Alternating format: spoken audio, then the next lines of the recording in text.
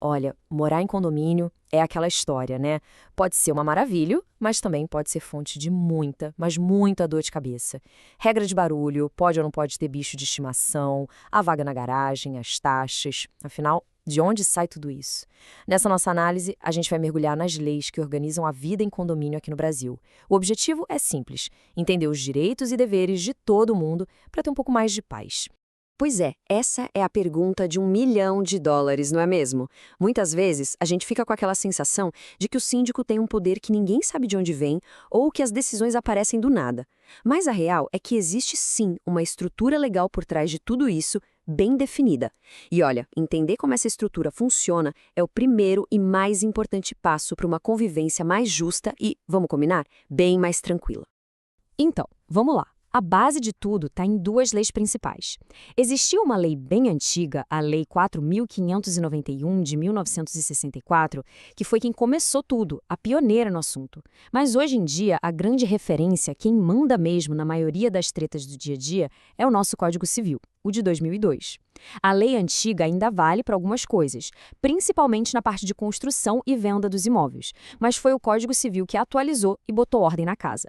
Para a lei, a ideia de condomínio é até que bem simples, sabe? O artigo 1º daquela lei antiga já dizia: um condomínio tem basicamente duas partes. A primeira é a parte que é só sua, a sua propriedade autônoma, ou seja, seu apartamento, sua casa. E a segunda parte? Bom, a segunda parte é de todo mundo, junto às famosas áreas comuns. E aqui fica super claro para a gente ver essa diferença. De um lado, o que é seu e de mais ninguém. Lá dentro do seu AP, as regras são suas. Você decora como quiser, aluga, vende. A história é outra do lado de fora. O terreno onde o prédio foi construído, a estrutura, os elevadores, a piscina, tudo isso pertence a todos os donos de apartamentos ao mesmo tempo. E as regras de uso, claro, precisam ser decididas em conjunto. Certo. Mas e as regras do dia a dia, né? O barulho do vizinho, o uso da churrasqueira, o cachorro no elevador. Quem é que define tudo isso? A boa notícia é que existe uma hierarquia bem clara de normas. Entender essa hierarquia, olha, resolve uns 90% dos conflitos. Pensa nisso como se fosse uma pirâmide. Lá no topo, intocável, está a lei federal, o nosso Código Civil. Nenhuma regra criada pelo condomínio, mas nenhuma mesmo pode passar por cima do que está escrito lá. Abaixo da lei vem a convenção do condomínio. Pensa nela como se fosse a constituição do prédio. E lá na base, para as coisinhas do dia a dia, está o regimento interno. A lógica é simples: o regimento não pode contrariar a convenção e a convenção não pode contrariar a lei. Simples assim. E essa tal de convenção é o coração do condomínio. Para ela ser aprovada, precisa do voto de, no mínimo, 2/3 dos proprietários. Então é um negócio bem sério. É ela que vai definir tudo o que é mais importante.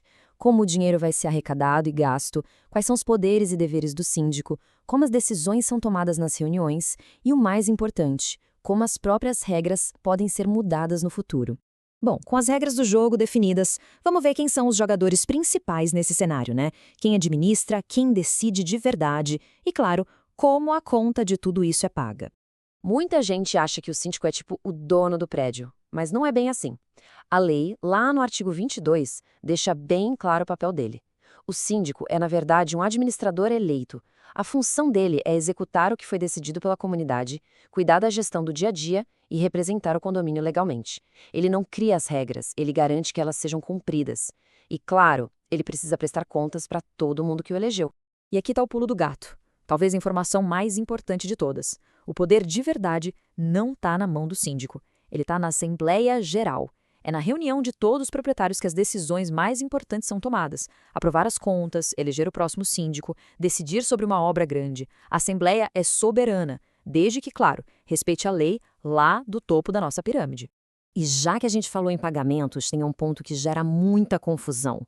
A lei antiga permitia que a multa por atraso no condomínio chegasse a 20%. Era pesado. Só que o Código Civil atual, que é o que está valendo, mudou isso. Hoje, a multa máxima que pode ser cobrada por atraso na taxa de condomínio é de 2% sobre o valor da dívida. Só isso. Claro, além dos juros e da correção monetária. Ok, a gente já entendeu as regras e quem administra. Mas e nós, moradores? Qual o nosso papel nisso tudo? Viver em comunidade é sempre um jogo de equilíbrio, né? Entre o que a gente pode fazer e o que a gente deve fazer. Vamos começar pela parte boa, os direitos que a lei garante. Primeiro, A unidade é sua. Pode usar como quiser, alugar, vender. As áreas comuns, como a piscina e o parquinho, estão aí para serem usadas. Além disso, todo morador tem o direito de participar e de votar nas assembleias. E um direito super importante, o de fiscalizar as contas do condomínio. Afinal, aquele dinheiro é de todo mundo. Mas como nem tudo são flores, junto com os direitos vêm os deveres. O mais básico de todos é pagar a cota do condomínio em dia, senão nada funciona.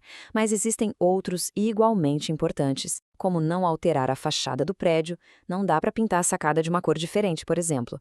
E claro, a regra de ouro, não perturbar o sossego, a saúde e a segurança dos vizinhos. O bom senso, né? Mas espera aí, como é que tudo isso começa?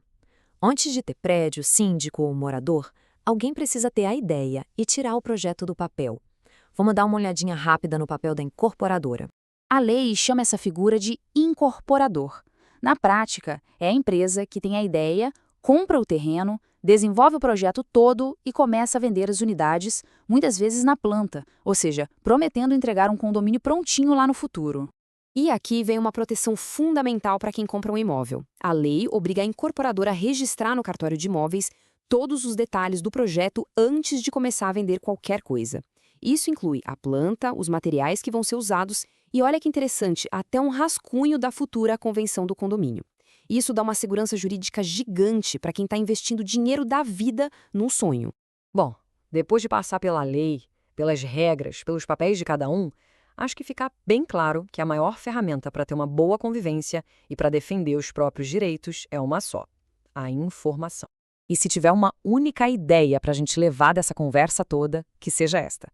O síndico administra, mas quem decide mesmo é a coletividade. Participar das assembleias, conhecer a convenção do prédio, entender um pouquinho da lei, isso não é só um direito, é o que garante que o seu lar e o seu investimento sejam bem cuidados. No final das contas, o poder está na comunidade. E ter informação é a chave para usar bem esse poder.